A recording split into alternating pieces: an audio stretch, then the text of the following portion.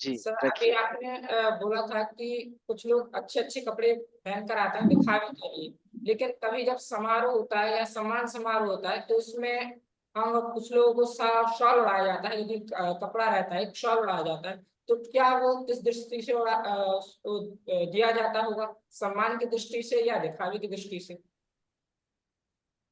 तो देखोगे भैया बेटा, तो जैसे आप किसी का पैर छूते हो ना, यस तो सर। पैर छूने को कहा गया भाव की प्रस्तुतिकरण कर रहे हैं आप, है ना। ये सम्मान तो आपके अंदर होता है, उसको पैर छू के व्यक्त कर रहे हैं माता पिता या शिक्षक के प्रति।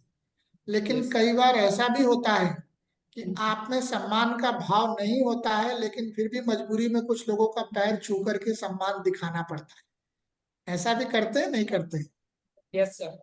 Yes sir. दोनों होता है भैया ना। कई तो बार जब टीचर यही क्लास अंतर में है। आते हैं तब बच्चे खड़े होते हैं, तो बताएं बच्चे क्या तब वास्तव में सम्मान दे रहे होते हैं या सिर्फ खड़ा होना है इसलिए खड़े हो गए? जी। तो सर अगर इन दोनों को जोड़कर देखेंगे, जो प्रिया दीदी कह रही हैं और जो मैं कह रहा हूँ, कि सम्मान का भाव होना एक बात है और उसको बाहर व्यक्त करना, एक्सप्रेशन करना, ये दूसरी बात है। एक्सप्रेशन पैर छू के, नमस्ते करके, खड़े होके हम करते हैं।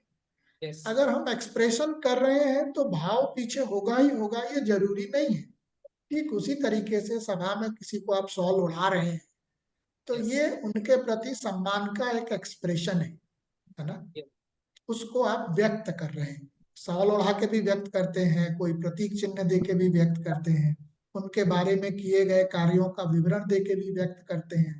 तो यस। एक्सप्रेशन करने का तरीका एक ही होगा कि बहुत सारे हो सकते हैं?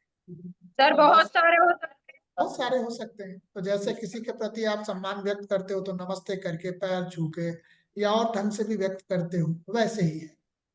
Yes sir.